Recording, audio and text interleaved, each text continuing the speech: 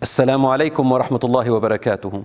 A lot of young people complain to me about not being able to wake up for Fajr prayer, even though they really want to. And that's a beautiful sign of their iman, but just not enough yet. I wonder what they're doing wrong. So here are some little tips, inshallah, that I can give you. And if you look at your grandparents, I want you to wonder next time, how do they do it? Perhaps there's something that they've done over time that made it more easier for them. If they can do it, we can do it, inshallah. The first thing I want to say is that the Prophet, peace be upon him, did tell us that the hardest prayer on the hypocrite is the Fajr prayer and the Isha prayer, because obviously you feel very lazy and lethargic, and a hypocrite doesn't really want to do it unless people are watching him. So brothers and sisters, one of the first things I want you to think about is this. Before you go to sleep, try and go to sleep early. Secondly, try to put all those devices away, the blue light and the screens that you look at. It's about 1 hour to 2 hours before you go to sleep, because it mimics your brain to tell it as if it's still daytime. And so your brain doesn't go into shallow sleep. So you might sleep for 8 or 9 hours and you still feel lethargic in the day because your brain tells you you haven't really gone to sleep very deeply. Number 3, don't hit that snooze button.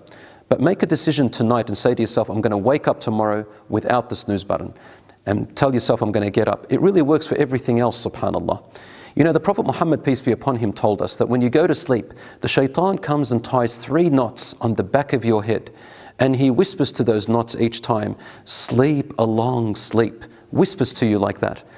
The Prophet, peace be upon him, said, when you wake up and you mention Allah, you make dhikr such as Ashhadu an la ilaha illallah, or Asbahna wa asbaha al-mulku lillah, the morning dua, he said 1 knot is untied. Then when you make wudu, the 2nd knot is untied. And when you pray Fajr, your 3rd knot is untied. Then he said something interesting. If you stay up the rest of the day, you will feel energetic, you will feel motivated, happier, and more productive. He said, but if you go back to sleep and obey those 3 knots, then the rest of your day will be lethargic and you'll be actually less productive and less happier. The hadith is in Bukhari and Muslim.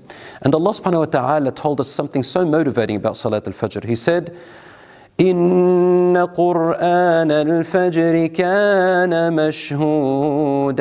In Surah Al-Isra, verse 72, Allah says, indeed, the worship of the Fajr time is witnessed.